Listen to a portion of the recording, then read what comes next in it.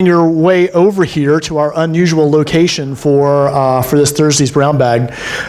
So before I turn this over to Jay to introduce today's speakers, I wanted to make a few announcements. First off, just the usual administrative stuff that if you have devices that buzz or vibrate or make annoying noises, now would be a good time to ensure that those are turned off. Second, if you're taking the course associated with the Brown Bag, the sign-up sheet is over here on this podium, so please be sure to sign that before you leave.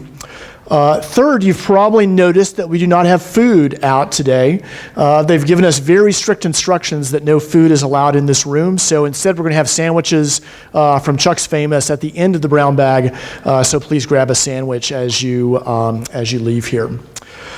Next week, we have a very special Brown Bag. We'll have our GVU Distinguished Alum Talk. We're really happy to have a speaker come back to visit us who I don't think has been back to visit Georgia Tech since he graduated. Dr. Michael Gourlay is at Microsoft with the HoloLens group. He leads up their environmental understanding sub-area of HoloLens, and so he'll be here to talk to us about HoloLens and some of the cool work going on at Microsoft. Now, just one last announcement before I turn things over to Jay. Those of you who are on our mailing list probably saw that we had a pretty big announcement that recently came out, which is about the winners of our Foley Scholars Award, as well as the finalists and our new first ever GVU Distinguished Master Student Award. This is also the first time ever we've had an all-female lineup for our award winners and finalists, which is pretty amazing. Guys, you need to get your A game on for next year's to compete against this. So I just want to acknowledge our winners. First off, our Foley Scholars this year are Barb Erickson, Tanu Mitra, and Jessica Pater. Are they here today? I see Jessica. Congratulations.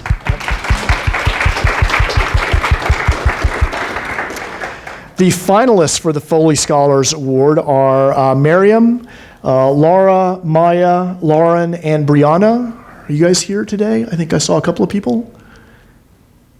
Maybe let's give them applause anyway. And finally, our GVU Distinguished Master's Student Award recipient is Monet Spells. Is Monet here? I think she couldn't be here. So congratulations, Monet. As you guys know, these are the highest awards that GVU gives for student excellence in research. We'll be honoring all of these award winners and the finalists at an awards dinner next week during the research showcase and all of our big events. And with that, I'd like to turn it over to Jay.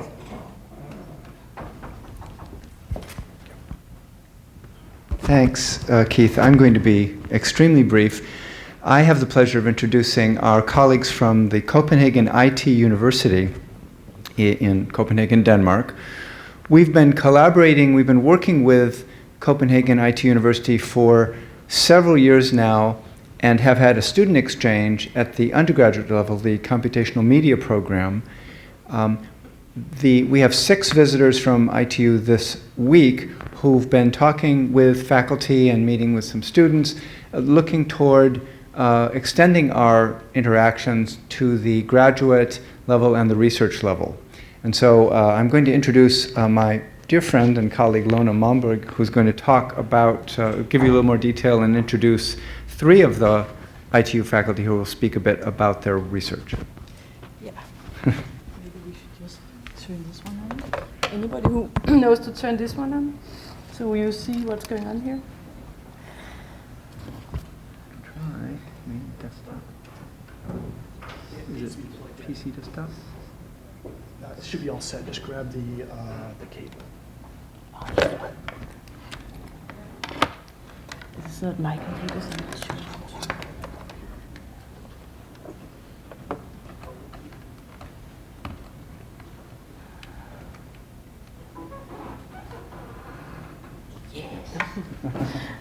Okay, thank you, Jay, and thank you to Georgia Tech for hosting us this week. It has been and it is a really, really productive week for us. We are representing the Interaction Design Research Group at the IT University of Copenhagen, and I'm heading this group.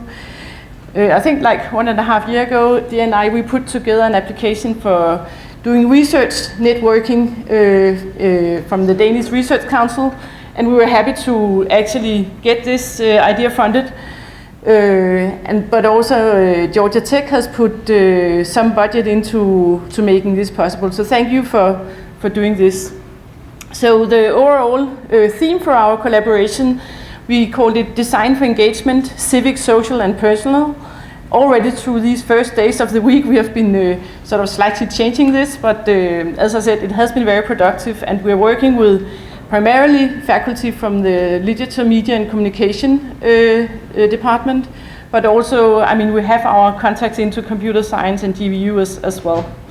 So for the next 45 minutes, 3 of my colleagues in the Interaction Design Research Group will introduce 3 themes that we find actually cover most of our research in the Interaction Design Group. So Erik Grønvald, he will present what is calling participation through design, use and community. Anna Valgaarde will present giving form to computational things. And Anders Sundaes Løvlie will present playful interfaces to digital cultural heritage. And you see we have put up our email, so should there be anything you would like to ask us about afterwards, please send us an email. Also, I should mention that some 4 Georgia Tech faculty will come to ITU during November and December, each for some days. So they can also bring forward any proposals for further collaboration if you want to do so. So first I'd like to welcome Erik on the stage to start his presentation. And yeah, welcome Erik.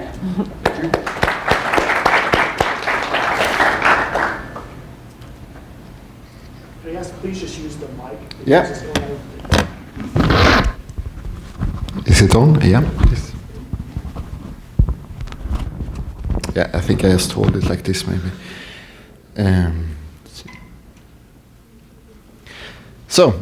Thank you, Luna, for the introduction, and I must say I'm very honored to be here talking in front of you. My name is Erik Grønvald, and as Luna said, I'm an associate professor at the IT University of Copenhagen. And I will talk to you about 3 things. I will talk a bit about participation and particularly participatory design. And then I will introduce briefly 2 cases and show some aspects of participatory design and how we work with participatory design today at IT University. Okay? So, since I guess you're a kind of mixed crowd here, I thought maybe I need to have 2 free slides about participatory design per se, right? So, many of us today perceive participatory design to be an approach for design, an approach that is based on democratic values and participation of all stakeholders that in one way or another will get in contact with the future designs, okay? So the idea is that through a set of methods and tools that you work together with maybe factory workers, nurses, doctors, school kids, whoever they are that we're supposed to design for, and we design with them, okay? On equal terms, okay? Should press the right button. Participatory design is also called Scandinavian design, and that's because it's strongly rooted in the Scandinavian culture, and it's born in Scandinavia. And it was created to address or to work in workplaces and try to involve workers and give them a voice in the design of their own work tools, okay? So that was one of the initial goals, the main goals of participatory design when it was created mid-80s. And indeed, as we could see in this really, really early project, I will read off the slides here, the need for participation, in essence, recognizes that tension exists between those with some form of knowledge and power and those without. And in this early project, it was particularly the unions. The unions are very strong in Scandinavia, and especially if you look back 20, 30 years ago. So the idea was that management at the workplaces started to introduce technology, computer support for handling work, and the unions got kind of worried about this introduction of new tools, because they were not prepared, they didn't have the knowledge to actually come up with their own alternatives. They didn't have a saying in this process because they lacked the knowledge about this new technology.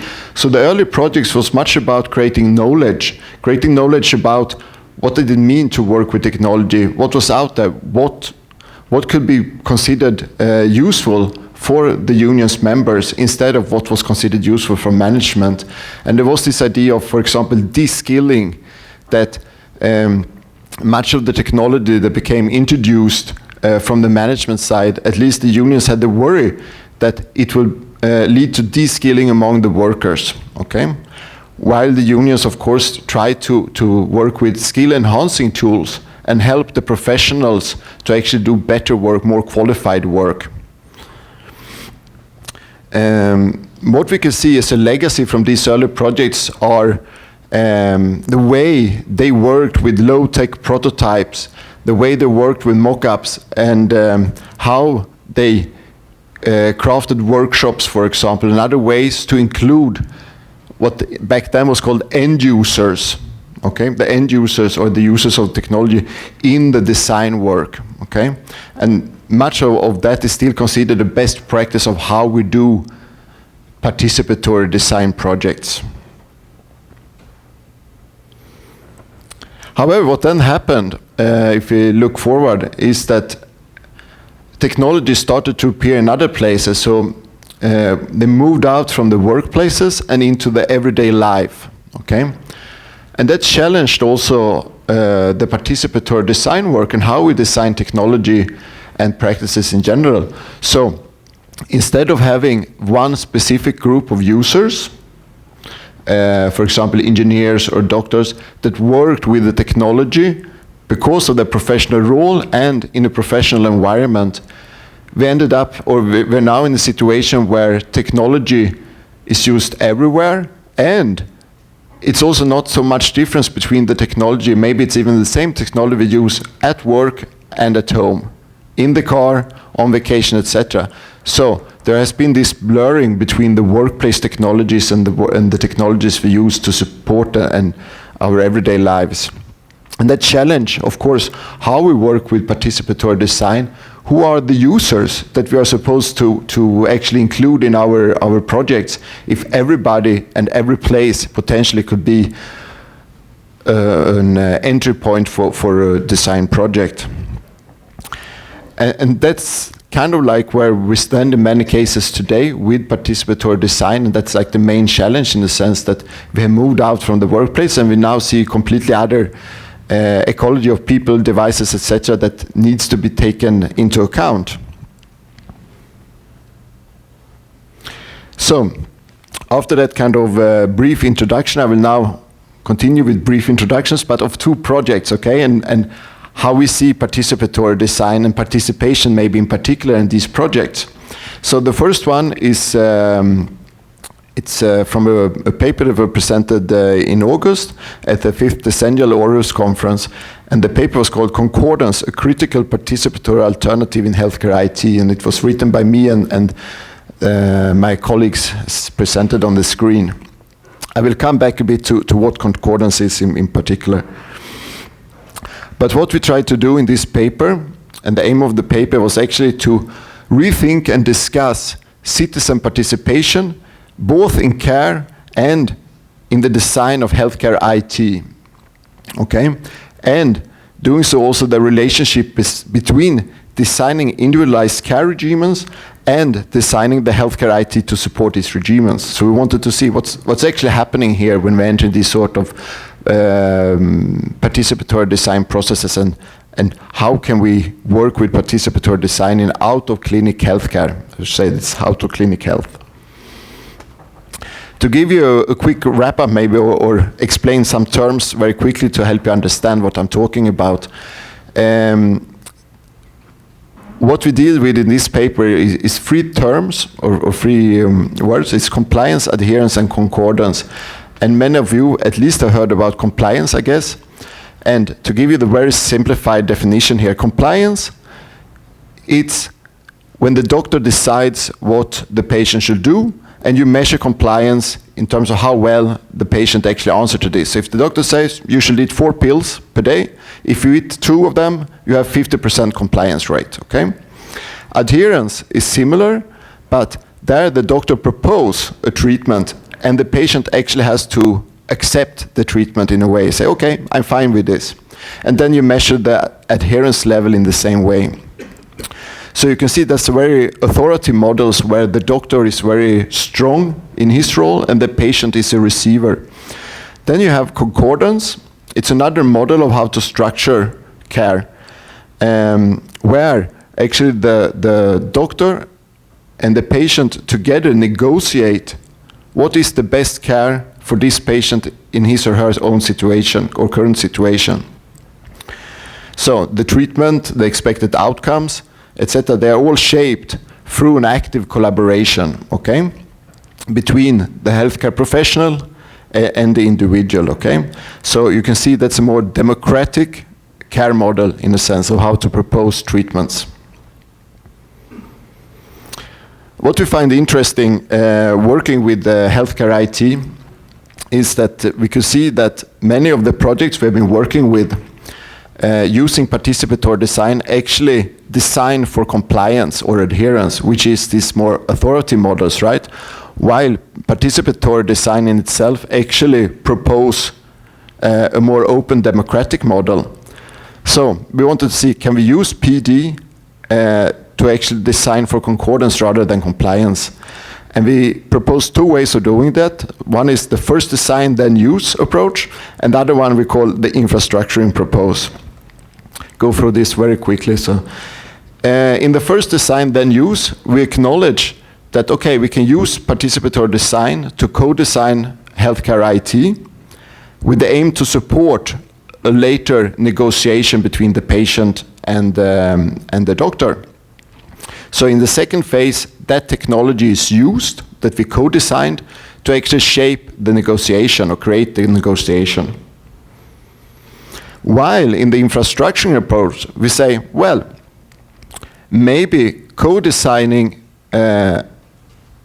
one's care, the treatment, and co-designing the technology that is there to support the treatment maybe should be seen as one entity, one process, and it should be carried out together, okay? So you can't separate them. And it's not something that has a start and a stop like a project, but it's an ongoing process, okay, that we must cater for. So while we didn't think about, or we didn't come up with proposals or designs, our argument is that there is much resemblance. I haven't gone in detail into these 2 words of participatory design and concordance, but there are very, very much resemblance between the values that stands behind, or that are behind these two words, one coming from the design and ICT community, and the other one from the medical community. So, what we say is that we have to see these 2 together and not as 2 separate processes.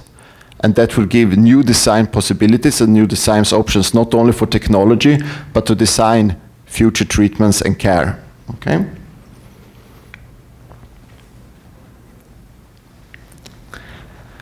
The second project that is actually headed by Lone Manborg, that was here before me on stage, is called the Give and Take Project. The Give and Take project is an EU-funded AAL program project with 6 partners. You can see here on the screen, where the IT University of Copenhagen is one of the partners. And the Give and Take project, it's about creating and supporting collaborative communities of senior citizens.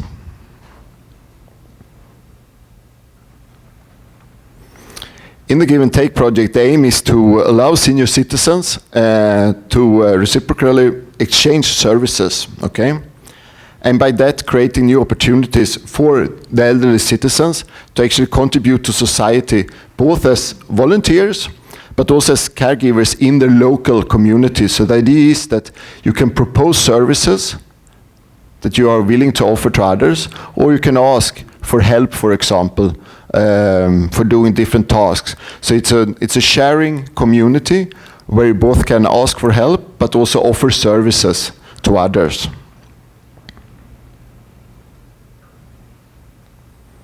So what we do in the project, it's an ongoing project, as you say, that is funded for 3 years. We're halfway through. So in the project, we actually co-design service sharing among these senior citizens, and we do that based on the co-design of a mobile and distributed platform, okay, to support these future service sharing communities.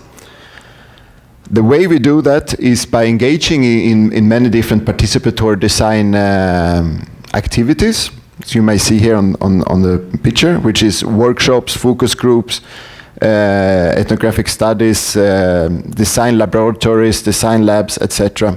And we do that to engage different senior citizens in the communities in which we work, and have them actually help us to understand what needs do they have, but also what do they expect out of this sort of sharing services. And you can also see some of the early work, I must say early work, of how we envision this sort of platform that is web-based, so it can run on a computer, tablet, mobile phone, etc. Okay, to sustain these service sharing activities. So what is interesting in this project, in particular, especially in terms of this talk, is that compared with the early work on participatory design that was workplace-based, we can see that we work with very heterogeneous participants here. Okay, all of them with their own goals, motives, visions, etc., why they participate and what they expect from this future system, right? Another challenge is, for example, when we look at how do we mobilize, how do we recruit these citizens into our work, where we can see that, for example, some of the seniors we work with, they not perceive themselves as actually users of this system. They say, yeah, well, you know, I'm just 75, but my neighbor, he's 90, he could benefit from this sort of system, right? So they don't perceive themselves as actually being the ones maybe using this system. So it can be hard to mobilize these sort of participants to engage in this sort of design work. And as I said, we do co-design with these people, but what we really like to do and what the project really is about is actually to craft future participation of citizens, right? So it's not the design process, but using and how people can participate afterwards, okay? So to sum up, I think my time is just about done. We can see that in the early PD design projects, right, the workplace studies, Utopia and other similar projects, the focus was on involvement and participation of users, both during but also after the project lifetime. Because one of the main focuses in these early projects was to look at knowledge and creation of knowledge that then could actually be used by the unions to actually make their own proposals of how the future workplace should look like, okay? So it was not just a focus on the project, but actually creating something that then could be used to craft the future technology, right, for a long time. And we can see in some of the projects like Utopia that actually for years much of the materials was used internally as training in the unions. Then afterwards, participatory design became an approach more to design that emphasizes this democratic processes of participation in the design process, okay, to create tools, interfaces, etc.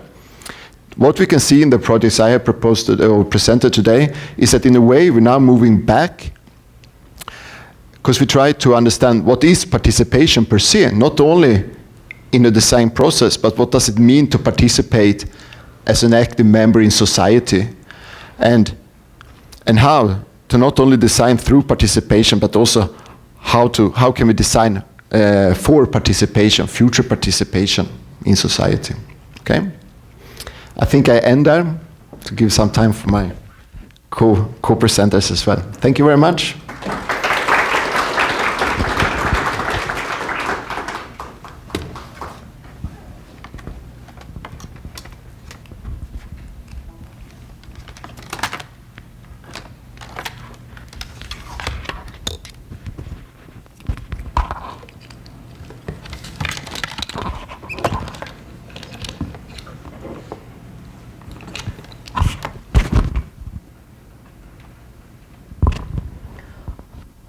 right. I'm going to talk about sort of the practice of interaction design, so the physical practice of giving form to these computational things. Just a little bit about my background and who I am and how I come into this sort of design practice of interaction design. So I have a background in computer science from University of Copenhagen. Did my PhD at ITU. I'll talk about sort of the work I did there. I also did a postdoc at Swedish School of Textiles, where we worked in the Smart Textiles program. And then now I'm associate professor at IT University of Copenhagen. But so what I want to talk about today is how to see the computer as a material for design and what that entails in terms of how we actually sort of develop the practice of interaction design. What is a material view on these computation? What does that entail? First and foremost, I guess, a computer in and by itself is literally unusable. You always need an input and an output sort of aspect that sort of enables us to interact with it, right? So normally we would have a screen and a keyboard, and that translates whatever going on in the computer in a form that we as sort of human beings can understand. So a computer will always need to be part of a composite. And this is, I guess, kind of an untraditional way of looking at it, right? Because normally we just talk about input and output devices. But I would like to go sort of a step further down, and before we even talk about devices, before we even know what it's going to look like, let's talk about the materialities that we combined these computational sort of powers or this computer with. So in order to be a little bit, so give an example, in order to be a little bit clear about what I mean by this, both for the sake of communication here, but also for my own sake, I started to figure out what could a computational composite be. So in collaboration with this artist, Henrik Menet, the guy on the picture there actually, we did these planks that will bend when you talk to them. And the point of doing that was to explore, so what does this freedom, what does this control mechanism that computations provide, what would that mean in combination with really classical materials like wood, for instance?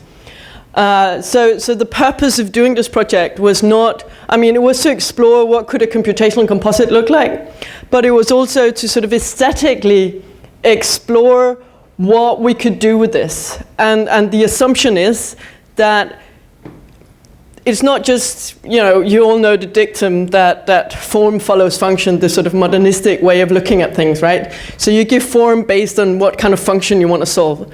But here we say, okay, but let's turn it around. So if we develop a range of new expressions for computational things, we might also come up with new functions. So this in itself is not doesn't really have a function, but it can spark ideas and inspirations for potential new functionality in sort of the area of computational things. All right, another project we did, I did with a colleague at ITU, also back in 2010, part of my PhD, was these copper tiles where we sort of more systematically went in through, sort of looked at what qualities does a computer have from a material perspective. Okay, it has this sort of, it can control cause and effect, given that we use actuators and sensors of various kinds. We have also this ability to communicate between computers, so we have sort of a communicative power. We have something that changes over time. We can accumulate. We can do a lot of sort of things with these computers, and we sort of tried to explore that space. With these two tiles, we explore two of those qualities. We explore sort of the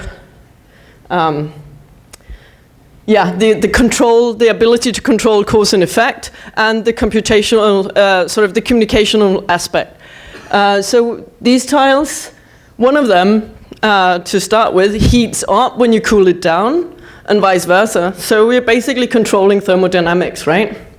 Obviously, that only works for 10 minutes at a time, and then thermodynamics come back.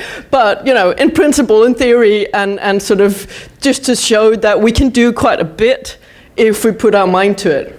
And we can make the world look dramatically different than we would normally assume based on our natural experience. Okay. The reason why we made 2 was to explore this communicational aspect.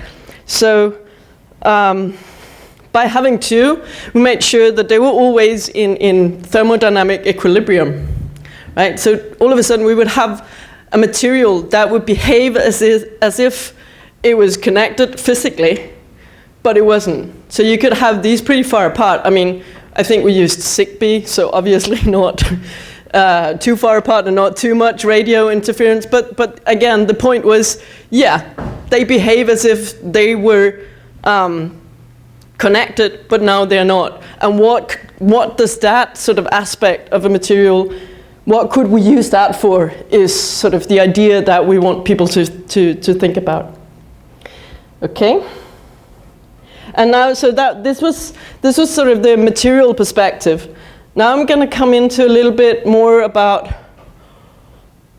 how we use this in a form-giving practice. So form-giving, I guess, is a concept that's every day used in Scandinavian languages, in German and so on. It's not, so it's somewhat akin to craft, but it is the actual sort of practice of giving form, right? So pretty self-explanatory, I guess, but it's actually a concept that we use in many of the European languages. All right, so here, this was a project I did at the Swedish School of Textiles.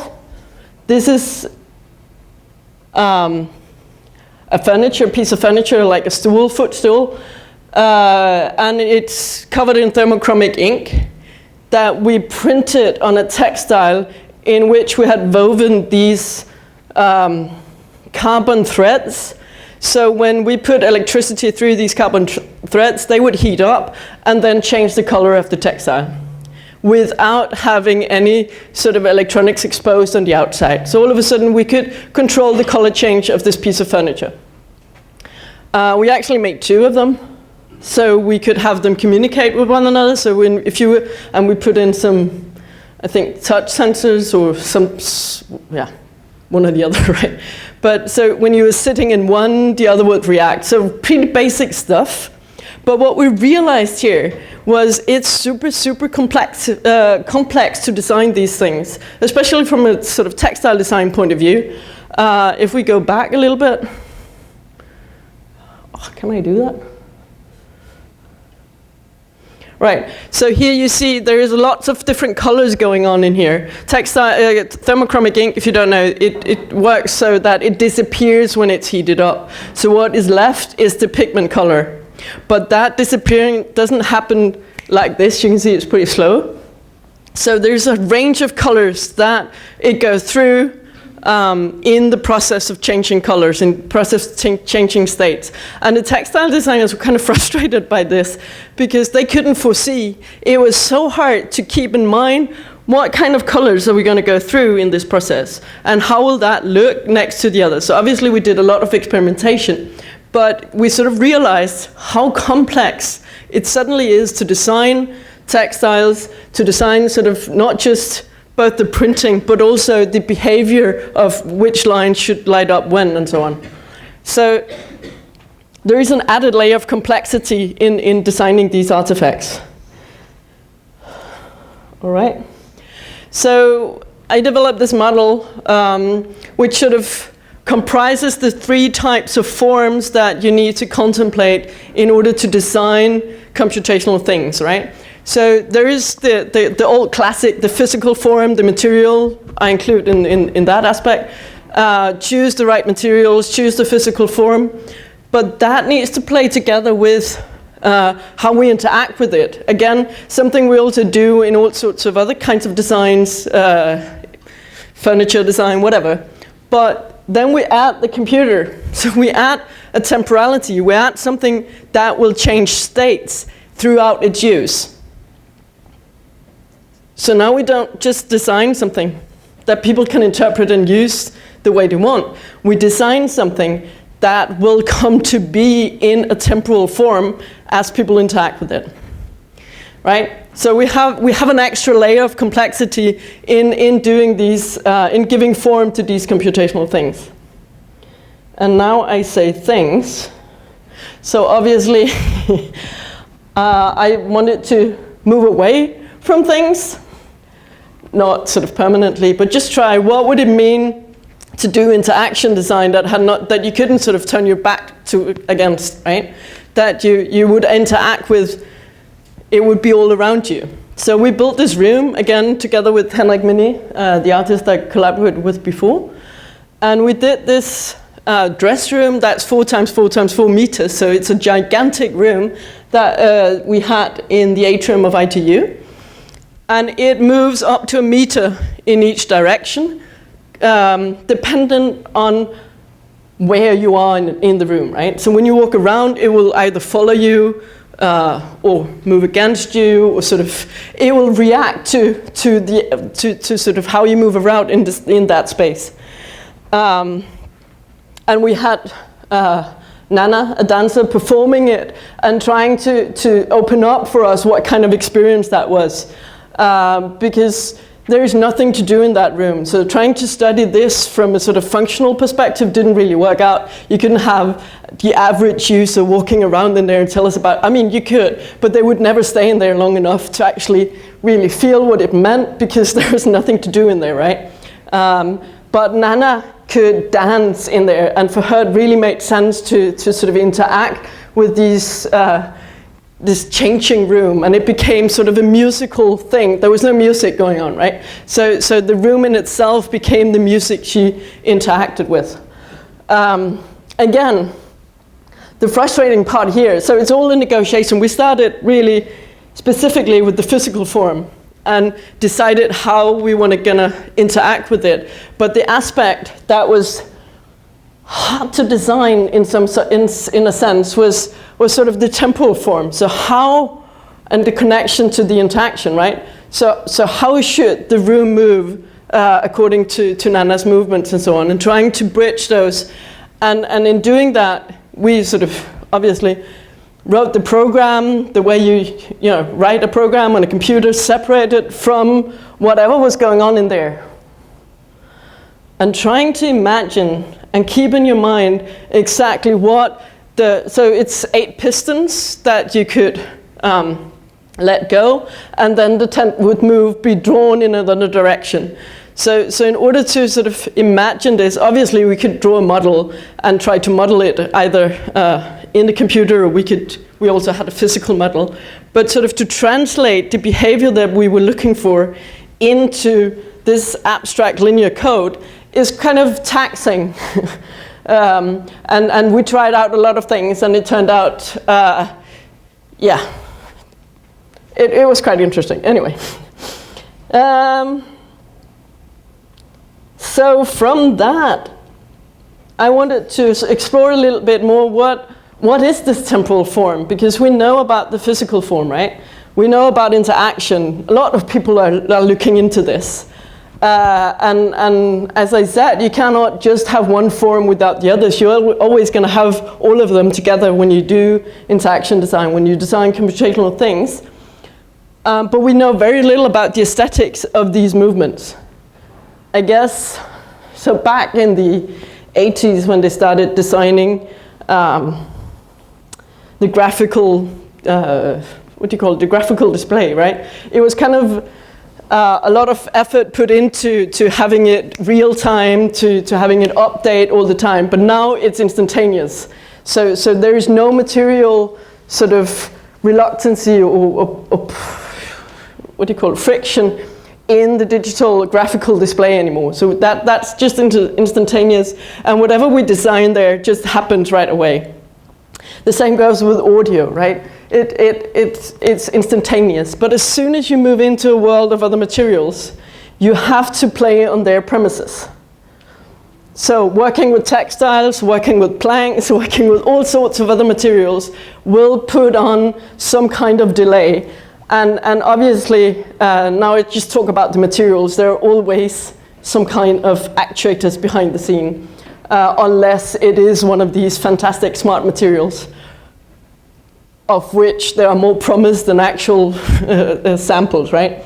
So in this setup, we scaled it down as much as possible, built the boxes that, I mean, I don't allow my students to work with boxes. So they have to be more creative than this. But here it was a deliberate sort of decision in order to keep the physical form as simple as possible, right? The interaction here are two simple potentiometers that you can play around with and have different reactions. So what we did, and the key point, is that we had two actuators for each box. In some setups, they would work synchronous, in other setups, asynchronous. And sometimes you could control what was going on, and sometimes it was distorted. So we sort of we made it more, what do you call it, independent, right? So it would move a little bit more independent from what you did as a user. And then we had a string of interaction design experts, so people who are used to working with interaction design and who can work at this level of abstraction, because this is super abstract.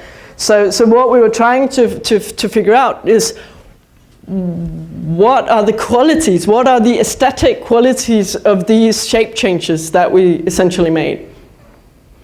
And that's, I mean, again, trying to go at this practice of interaction design from an aesthetic perspective and see, can we lurch out new types of functionality from this? So if we learn a little bit about what is the relationship between how we perceive, how we experience an expression and the expression, can we then use that more directly in our design practice?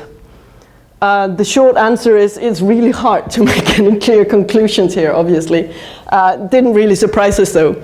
But at least we got a little bit closer to explaining or sort of describing what does it mean when something moves. And that it, that how these materials behave and sort of the temporal form needs to be in concordance with the materials that we use. So for instance, if it's not in concordance, there has to be a deliberate choice, right? So here we have the textiles, very thin cotton fabric. We have some very powerful motors. And several of sort of the experts said, this is frustrating, right? This is too powerful a behavior for this simple material.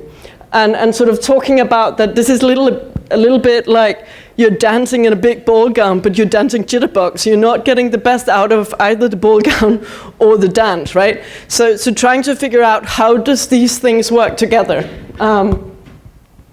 Yeah.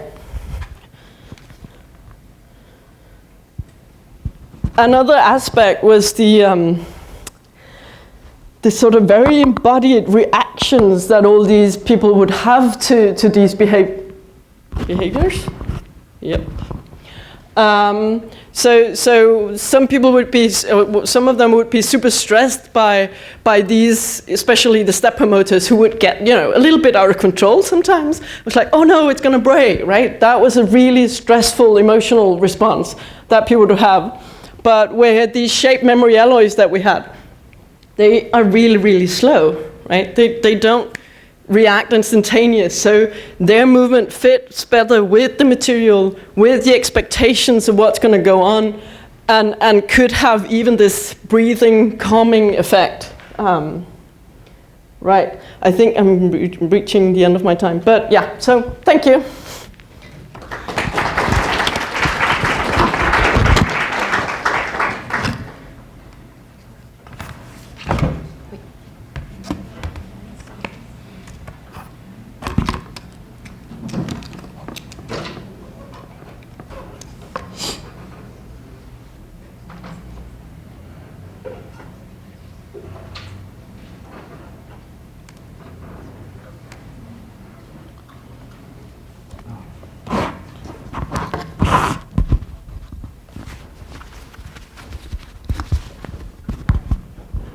So, Hello, my name is Løvlie, and I'm assistant professor at IT University.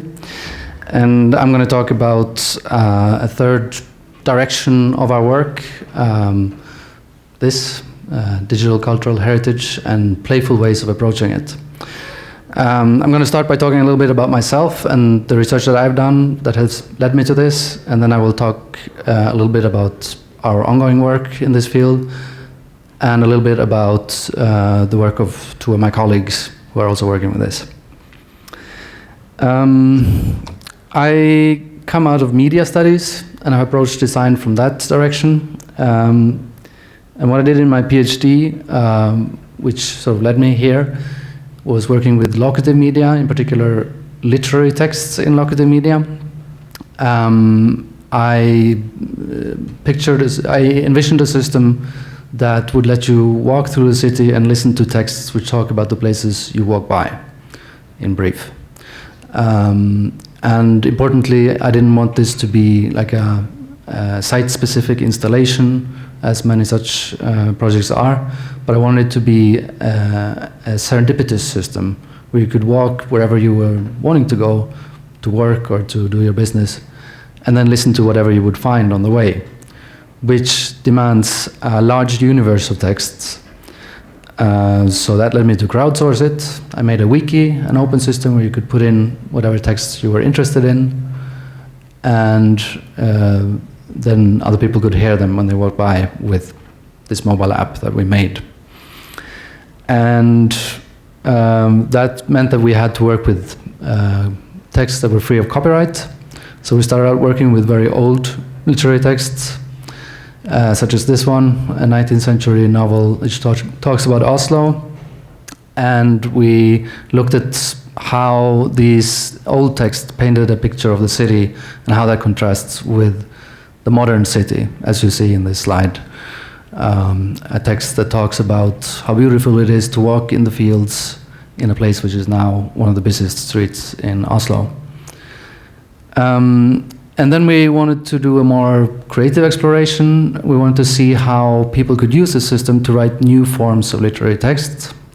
So we did various experiments. We made a creative writing competition, and we also made a creative writing game and tried to invite people in to participate in various ways. We also made some commissioned works with a poetry festival. So this is what I did in the past that then got me interested in working with digital cultural heritage. So what is that? Well, basically, cultural heritage institutions all over the world are busy working with scanning in all their works to preserve them digitally. That's a very logical thing for museums to do. In Europe, this is done in a big system called Europeana, which has got hundreds of millions of euros of funding. And I've worked for many years to make this. This is actually what it is, Europeana.eu. It's a search field. As museums and archivers, they think about preservation and collection, but they have come to realize, they measure their success in the number of millions of objects they have preserved in this way. And these are the numbers as they stand now, 300 million objects.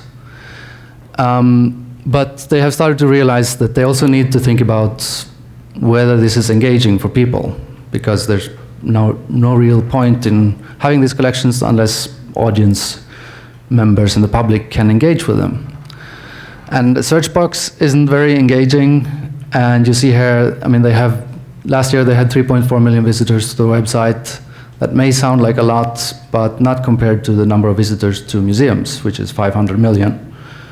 Actually, if you look at the number of people employed in the cultural sector in Europe, if every one of them went to this website once in a year, their visitor statistics would go up, which is perhaps a little bit disappointing. So they have issued these challenges for a call for projects on how to increase engagement. And we have pitched one. We don't know if it will be funded yet. It's based on this consortium of people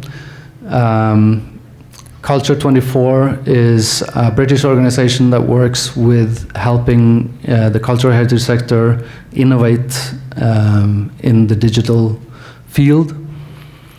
The other two logos on the top here are Blast Theory, an art group that is quite well known because they have been pioneers in using locative media and pervasive games. This is a picture from one of their famous early games called Can You See Me Now? A lot of this is art installations, art games, but they have also worked with presentations of cultural heritage, such as this, which is called Ghostwriter. It's sort of an audio guide to a museum, but it's fiction. So when you come into the museum, you get a phone number, you call this phone number, and you are greeted by a character who starts telling you about the museum and then starts telling you things that are not there and start making this strange story. And a lot of the idea here is the low-tech part of this, to create things that anyone can engage with. You don't need an iPhone, you don't need any digital competence, you need to know how to dial a number on a phone, that's all. The other group is called Next Game. They're from Serbia. They do things like this, which they did together with me and my colleagues. This is a game that takes place at the same time in Norway and in Serbia. Also sort of a pervasive game where players in Norway that you see in the front were teamed up with the players in Serbia that you see at the back over a Skype connection. And then they were sent out in the streets to do strange little missions and playful activities while communicating with each other over SMS. So in our project, we plan to build on this work of Culture 24, Blast Theory, and Next Game to help the cultural heritage sector innovate and go from being digitally capable or digital ready, as Culture 24 calls it, to being digitally playful. And this is not only sort of a practical endeavor, it's also based on the theories of my colleague, Miguel Sicart, which is one of the people in our interaction design group. He has written several books that you can see here on the slide, two about ethics in computer games, and the last one is called Play Matters. And he sees this as part of a larger ongoing effort, which he calls Pac-Man. Pac-Man is an acronym for Play in the Age of Computing Machinery. Pretty good acronym, I think. And he sees this as an investigation of why do we use computers to play? Why do we do that constantly? He sees this as a misappropriation of technology because computers are meant to kill each other with, he says, to fight wars with. They're military technology, and then we misappropriate them to play with them. And this is both a theoretical investigation for him and a practical one. Another of our colleagues that work in the same direction is Jonas Fritsch. And I'm showing you here one example of his work, which is quite closely related to the other things I've shown you. The whole picture doesn't come up on the slide, but it's called Echoman, if my Danish is right. And in English that would be something like Echomat. So an automat for echoes. It's this kind of weird little steampunky apparatus that tells you location-based stories. It's modeled after an old anti-aircraft defense system that would let you listen for approaching enemy aircraft. But this is then set up in a deliberately clunky and strange way for people to point it at historic locations in the city, and then they will hear stories that are taking place in those places. And for Jonas, this is an exploration of concepts such as these, engagement and materiality and dialogue and debate and so on.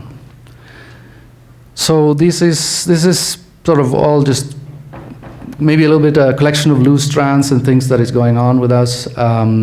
We are waiting for the verdict on the project that we have proposed. The odds are impossible, so we're pretty sure we won't get any funding now. So we'll try again and get rejected again next year, and then we'll try again, and eventually we'll get the funding. But along the way, we're very interested in talking to people who are interested in the same ideas. Maybe we'll collaborate, maybe we'll just discuss. So if you're interested, just approach me or send me an email. Thank you.